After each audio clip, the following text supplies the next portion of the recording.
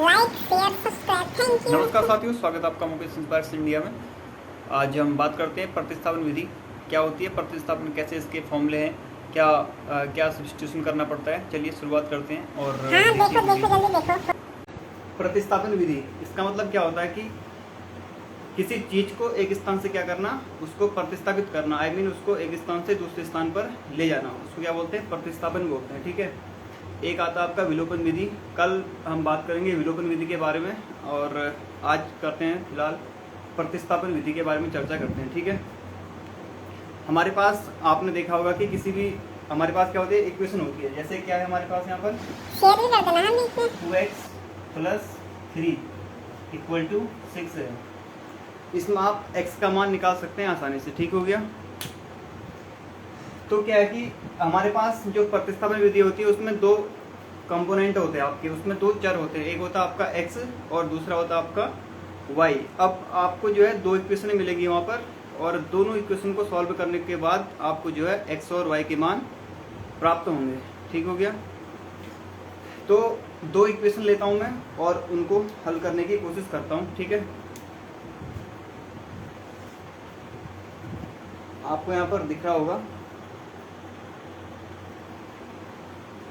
तो साथियों मैं यहाँ पर दो इक्वेशन लिख रहा हूँ। यहाँ पर जैसे मैं लिख रहा हूँ यहाँ पर 2x + 3y = 6। ठीक है। और दूसरी इक्वेशन लिख रहा हूँ मैं यहाँ पर 4x + y = 8। ये यहाँ पर क्या है, आपकी दो इक्वेशन है। ठीक है। इक्वेशन नंबर फर्स्ट क्या है, 2x + 3y = 6, और दूसरी इक्वेशन आपके पास 4x + y = 8। तो यहाँ पर क्या करना है आपको, ये दोनों समीकरण को हल करना है। आई मीन दोनों इक्वेशन को सॉल्व करने के बाद आपको यहाँ पर x और y की वैल्यू फाइंड आउट करनी है। ठीक है। तो सब्स्टिट्यूशन का मतलब, पहले किसी एक इक्वेशन को लेते हैं हम। इसको मान लेता हूँ समीकरण नंबर 1 और इसको मान लेता हूँ समीकरण नंबर 2।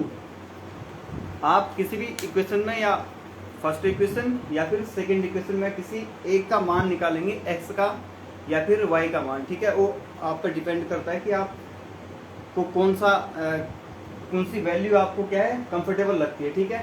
जिससे आपको सेकंड इक्वेशन या फिर फर्स्ट इक्वेशन में मान रखने पर आपको जो है x और y के मान प्राप्त होंगे। ठीक है। मैं यहाँ पर ले रहा हूँ फिलहाल आपका फर्स्ट इक्वेशन, जो आपकी यहाँ पर क्या है, 2x + 3y = 6 है। अभी आपको यहाँ पर उल्टा दिख रहा होगा क्योंकि मेरा जो है फ्रंट कैमरा है। ठीक है। तो इसको मैं अपलोड कर दूंगा यूट्यूब के माध्यम से, आप देख सकते हैं। ठीक। तो इक्वेशन क्या लिखी है मैंने यहाँ पर, 2x + 3y = 6 है। यहाँ से आप या फिर x का मान निकालें या फिर y का मान निकाल सकते हैं। ठीक है। किसी एक का मान निकालना है आपको। वो जो x और y का मान निकालेंगे उसको समीकरण नंबर 2 में रखना है। अगर आपने समीकरण नंबर 2 ली है तो वहाँ से आप x और y के मान निकालोगे, समीकरण नंबर 1 में रखोगे। ठीक हो गया। मैंने यहाँ पर लिखा है समीकरण नंबर 1। क्या लिखा है यहाँ पर, 2x + 3y = 6। मैं यहाँ से क्या करता हूँ, x की वैल्यू निकालता हूँ पहले। ठीक हो गया। तो x की वैल्यू कैसे आएगी, 2x = कितना है यहाँ पर, 6।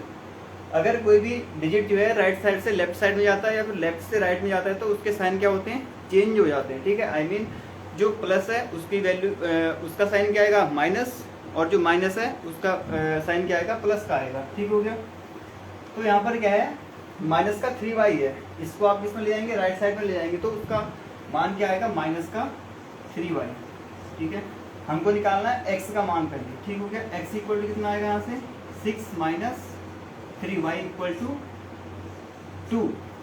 जो है x का कोफिशिएंट है 2, वो किस में आएगा, डिवाइड में आएगा। ठीक है। अगर मल्टीप्लाई में है तो वो किस में आएगा, डिवाइड में आ जाएगा। तो यहाँ से क्या आएगा, x = आपका आया 6 - 3y / 2। यहाँ पर क्या है, x का मान है।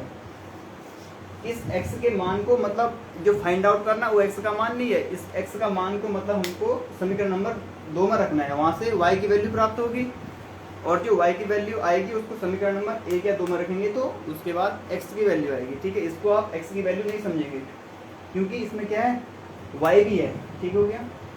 ये पूरा क्या आएगा हमारे पास, y के उसमें आ गया। ठीक हो गया।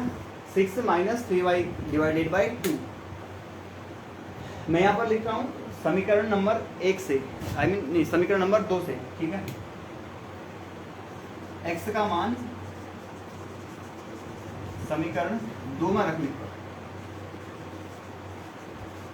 क्योंकि समीकरण नंबर तो आपने एक लिया ना, फर्स्ट वाले ली है आपने, क्या है 2x प्लस 3y इक्वल 6 आपने लिया है, तो इसकी वैल्यू किस में रखेंगे आप, समीकरण नंबर 2 में रखिए और सॉल्व करिए इसको। देखिए इक्वेशन नंबर 2 लिख रहा हूँ पहले, ठीक है। क्या है 4x plus y equal to 8। अब x का मान क्या रखेंगे आप, इसको रखेंगे 6 माइनस 3y डिवाइडेड बाई 2।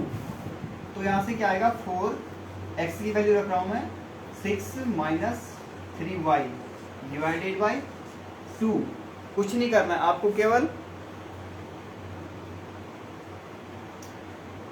जो x का मान मैंने निकाल रखा है उसको रखना है, ठीक है। 6 minus 3y divided by 2 plus y equal to 8। अब आपको इसमें जो है कहीं भी x नहीं दिखाई दे रहा है, ठीक है।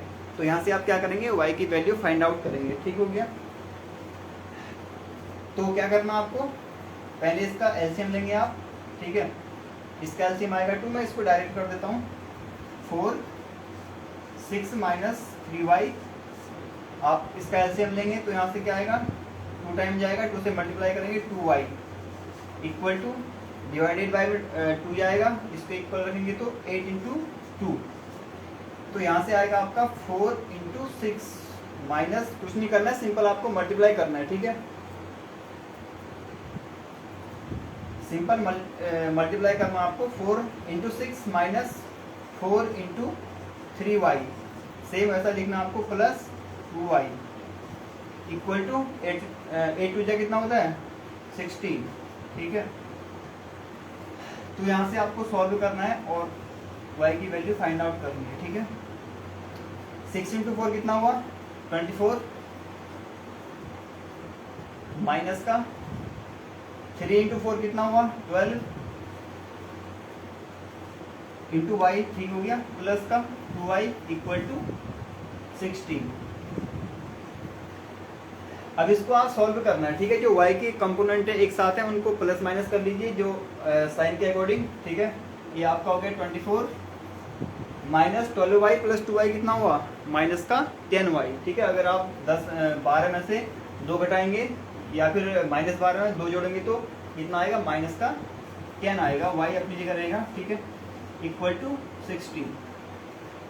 y का मान निकालना है, माइनस का 10y इक्वल टू 16 तो अपनी जगह रहा, ठीक है। मैंने अभी बताया था कि जो LHS या RHS का जो कंपोनेंट होता है वो क्या हो जाते हैं, प्लस और माइनस में इंटरचेंज हो जाते हैं, ठीक है। तो यहाँ पर क्या है माइनस का 10y इक्वल टू 16 माइनस का 24, ठीक हो गया। माइनस का 10y इक्वल टू 16 माइनस 24 कितना होता है, ये आपका होता है 8, ठीक है। 16 प्लस 4 20, 20 प्लस 4 4 4 8 हो गया, ठीक है। माइनस का 8 आ गया है, ठीक है। तो यहाँ से माइनस कैंसिल हो जाएगा, आपके पास बचेगा y equal to 8 divided by 10। इसको आप क्या कर सकते हैं, कट कर सकते हैं, 2 से डिवाइड, इसको वो कर दीजिए, कट कर दीजिए, 4 डिवाइडेड बाई कितना आएगा 5। ये आपका जो है वैल्यू निकली, किसकी y की वैल्यू निकल गई, ठीक है। अब आपको क्या करना है कि जो y का मान है उसको रखना है समीकरण नंबर 1 में, मैं डायरेक्ट रख रहा हूँ, ठीक है। तो यहाँ से क्या आएगा 2x, क्योंकि y का मान तो हमें निकल गया, ठीक है। क्या है 4/5, x का मान निकालना है तो 2x plus 3 into y, y का मान क्या है 4 डिवाइडेड बाई 5 इक्वल टू 6 है। अब आपको इसमें जो है कहीं भी y नहीं दिख रहा होगा, ठीक है। तो यहाँ से आप क्या करेंगे, x की वैल्यू फाइंड आउट करेंगे, ठीक है। तो यहाँ पर मैं लिखता हूँ, इसको सॉल्व करता हूँ, 2x प्लस 4 3 कितना होता है 12 डिवाइडेड बाई 5 इक्वल टू 6, ठीक है। तो यहाँ से आप सॉल्व करेंगे, 2x इक्वल टू कितना आएगा 6 माइनस का 12 divided by 5। So 2x equal to इसका आप एलसीएम लेंगे कितना आएगा इसका एलसीएम आएगा आपका 5। तो यहाँ से आप 6 5 कितना होता है 30 माइनस का 12, तो यहाँ से आएगा आपका 2x इक्वल टू कितना आएगा ये आएगा आपका 18 आएगा, ठीक है। 18 डिवाइडेड बाई 5, अगर आप इसको 2 से कट करेंगे तो इसकी वैल्यू आएगी 9 डिवाइडेड बाई 5, इसका मान आ गया है, ठीक है। ये जो x का मान है वो निकला आपका 9/5 और जो y का मान है वो निकला आपका 4/5। अगर आपको ये सॉल्व करना है तो आप इसका मतलब एक जजमेंट कर सकते हैं कि x की वैल्यू आप रखेंगे यहाँ पर कितनी 9/5 और y की वैल्यू रखेंगे आप 4/5 इक्वल टू अगर 6 आता है तो आपकी इक्वेशन क्या है यहाँ पर